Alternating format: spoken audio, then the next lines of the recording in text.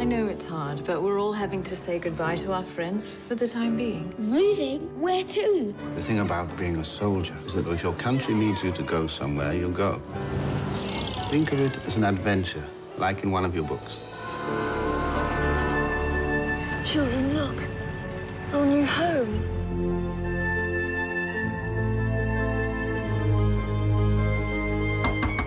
What are you doing? Exploring! No, not at the back.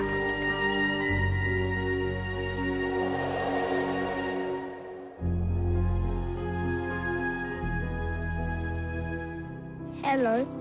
How old are you? 8. Me too. Why do you wear pajamas all day? The soldiers. They took all our clothes away. My dad's a soldier, but not the sort that takes people's clothes away. That one there, 2 there. This one. No, that one. Here. No. It's a work camp. They're in there because they're the enemy. The enemy. All you need to know about my work here, Bruno, is that it's very important to our country. The work your father is doing here is history in the making.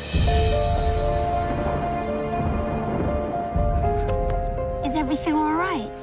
We can't find Papa. I'm a soldier. Soldiers fight wars. That isn't war! It's a vital part of it.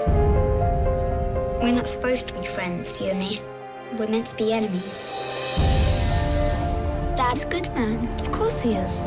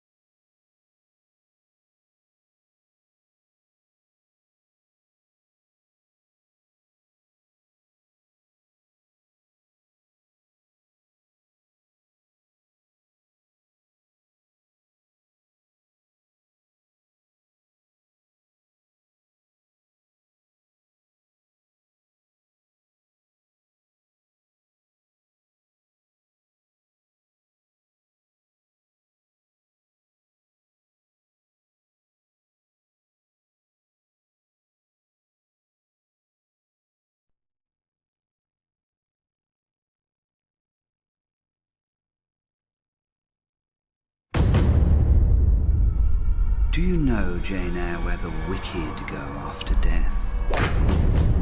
They go to hell. And what is hell? Where are you, Ran? If you don't sit still, you will be tied down. A pit full of fire. Should you like to fall into this pit and be burned there forever? People think you are good, but you are hard-hearted. Get out. Children, I exhort you to withhold the hand of friendship to Jane Eyre.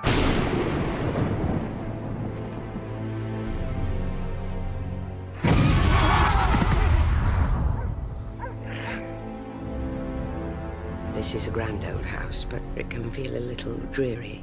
Mr. Rochester's visits are always unexpected. Your gaze is very direct, Miss Eyre. Do you think me handsome? No, sir. You're afraid of me. I'm not afraid. I was not asleep. I know what I saw. It must have been half dream, half reality. You transfix me quite. What am I to do then? You rare, unearthly thing. I must have you for my own. You're so little acquainted with men. Keep him at a distance. Miss Ingram's coming. She's a great favourite of his. Floating gently in the stream of life. Unaware of the rocks ahead waiting to dash you to pieces.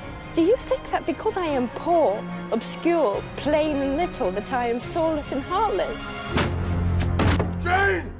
Jane!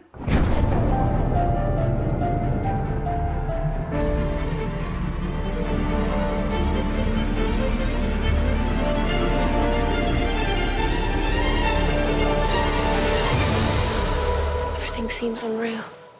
You, sir, are most phantom-like of all. Jane.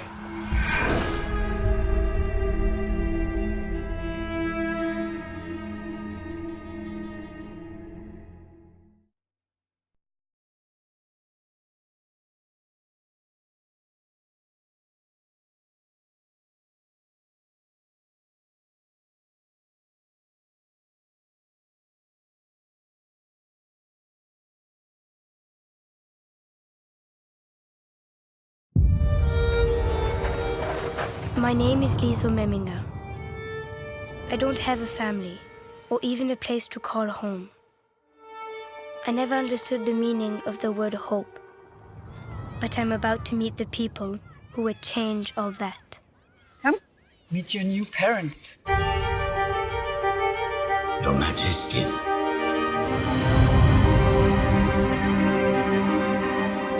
From now on, you call me Mama, yeah? And that lazy pig over there, you call him Papa. Your first book. Are you sure this is yours? It wasn't always mine. Can't you even read yet? Go on, read one word. I'm not such a good reader myself, you know. We will have to help each other out. I have something very important to tell you, listen. Who is he, Papa? His name is Max. He needs help. I need you to promise me that you will not tell anyone.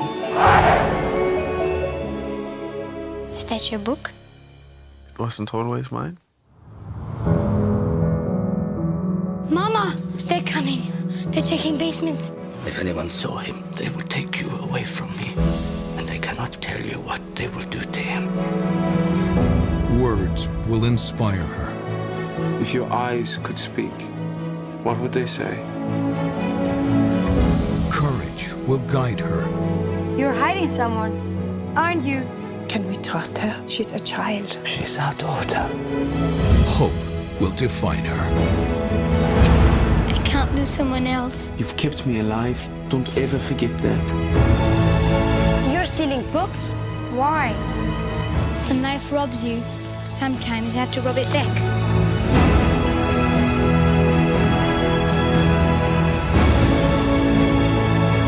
Words are life, Liesl.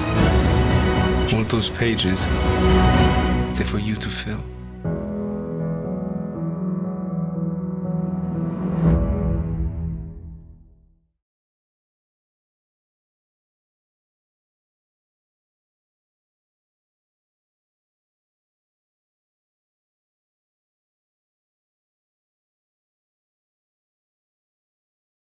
I was inspired to write The Book Thief because of just memories of sitting in my kitchen when I was a kid, hearing stories my parents told me, and it was like we were all glued to our seats, hearing stories of bombings and getting up out of the ground, out of the bomb shelters in Munich and in Austria. There was one day when my mother heard a noise. She was 6 years old, and she heard this noise from the main street, and she ran with the other kids, and they thought it would be cattle coming down the main street of this village where she lived, but it wasn't cattle, it was people. And there was an old man who couldn't keep up. He was staggering over the road. And it was a teenage boy who went into his house, got a piece of bread, and gave it to this man, who fell to his hands and knees, grabbed him by the feet, and or grabbed him by the ankles, and cried into his feet, thanking him. And then a soldier came, ripped the bread away, and whipped the old man for taking it, and then chased the boy and beat him to the ground and whipped him for giving him the bread. And it was that story that really inspired the book, I think, because on one hand you've got pure beauty, which is the boy giving the bread, and on the other you've got pure destruction, which is the soldier doing what he did. And you bring those two things together and you've got humans and what we're capable of. And so I heard stories like that, stories of my dad not wanting to go to Hitler Youth, and people who didn't want to hang their flags in their windows, and I thought, I'm going to write about those people. I wanted to write a 100-page novella, and it just turned into a book. You know, I got a bit carried away, and it turned into a book that was a bit longer, and a book that now just means everything to me. Well, I decided to use death as the narrator of the book purely because there's that expression that war and death are like best friends. So I thought, who better to tell this story set in Nazi Germany, because death was everywhere at that time and place. And I thought, well, what's the opposite of this all-powerful death? And I thought, oh, vulnerable death. What if death was afraid of us? What if death was haunted by humans? And that was the big question, that was the breakthrough, because I thought, not only is it unexpected, it makes sense as well, because death is on hand to see all of the terrible things humans do to each other. And I realised what the book was about at that point, and it was trying to find beautiful moments in an ugly time. Probably the most asked question about the book when it comes to where should this sit on the bookshelf is this a young adult book or is it an adult book? I just think, well, I didn't sit down to write a good young adult book or a good adult book. I really tried to write someone's favourite book. The other thing to remember is I thought nobody would read the book. You know, a 500-page book set in Nazi Germany, the narrator's death.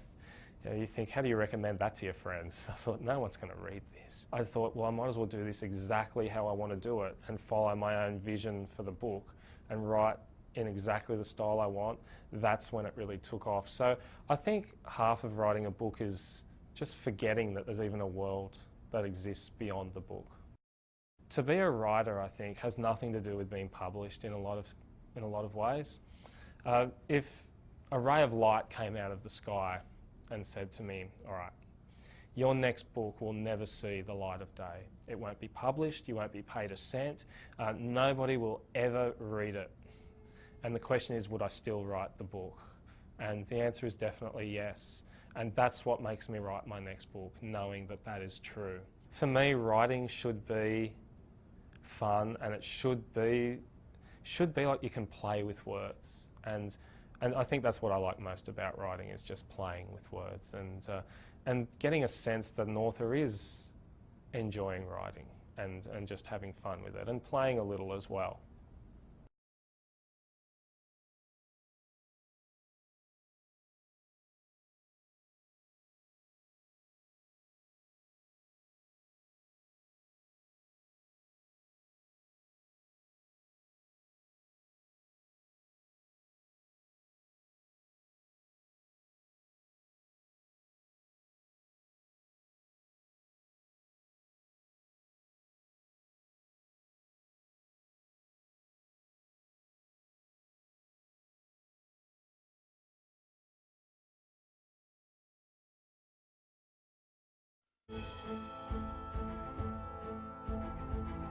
I come to this place beneath the tree to know what I, a girl, am not supposed to know and never supposed to see, so that I might know what the men I love endure, that I might understand even a little bit, that I might have some sense of whom and what I will have to heal when they return home.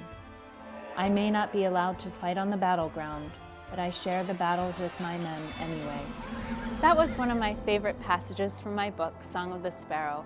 Hi, I'm Lisa Ann Sandell, and I'm at Belvedere Castle in Central Park in New York City. I love this castle because it reminds me of all the romance and chivalry of the stories of King Arthur. When I was in college, I was studying for a semester in London, and I happened upon this amazing painting of the Lady of Shalott, who is a character from Arthurian legend. And her story, I found out, was actually a really tragic one. So I thought I'd like to give at least the Lady of Shalott a better story. In my book, the Lady of Shalott is a younger woman. She's 16 years old, and her name is Elaine. She actively wants to take part in the fight to save Britain. She's very strong, she's very independent, and she has a bit of a temper. She lives with her father and her two older brothers in a military camp with King Arthur. There's Lancelot and a young man named Tristan. There's the Merlin, who is a very mystical figure. There's Morgan, Arthur's sister, and of course there's Guinevere. This is sort of an inside look at the characters and their lives before Camelot was established. Here I am at the New York Botanical Garden, surrounded by beautiful flowers and greenery. This is exactly how I imagine Elaine's world might have looked like. Elaine desperately wants to help in the fighting and work alongside the men to build Arthur's dream of a peaceful kingdom of Camelot, but she's not allowed, so she uses the plants and herbs to make medicines, and she saves lives. Her healing is just as important as the fighting, and her ability to use these plants is just as important as wielding a sword. I think you'll like Song of the Sparrow because it is about young people trying to grow up and trying to do what they believe in. There's a lot of adventure, a lot of action, there's a little bit of romance, and I think that it's just a really exciting story.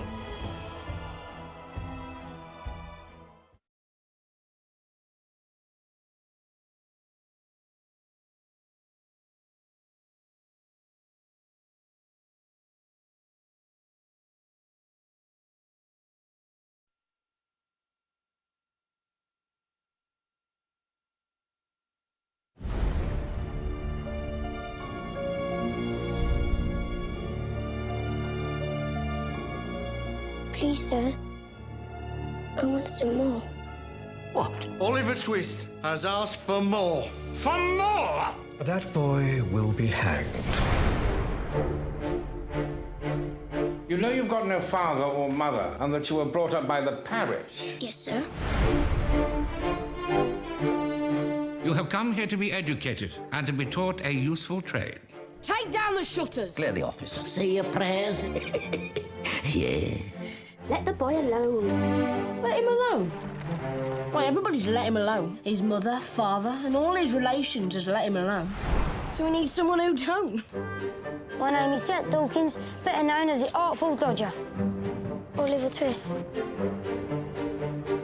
Why are you known as the Artful Dodger? That's why. Oliver Twist. I hope I have the honour of a more intimate acquaintance. Come on, Oliver, join us.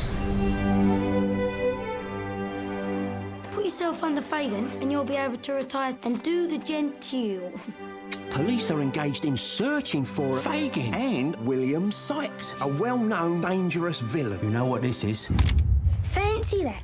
You're famous, Fagin.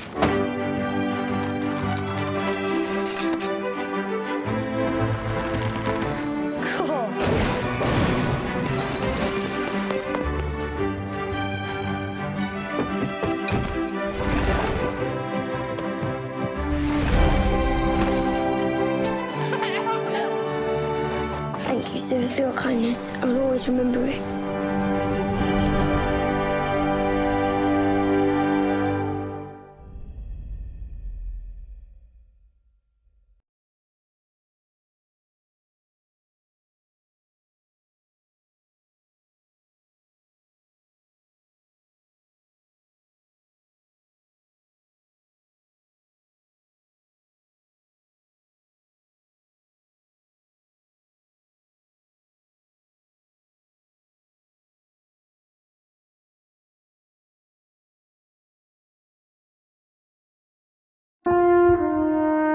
The young man who wrote The Red Badge of Courage was named Stephen Crane.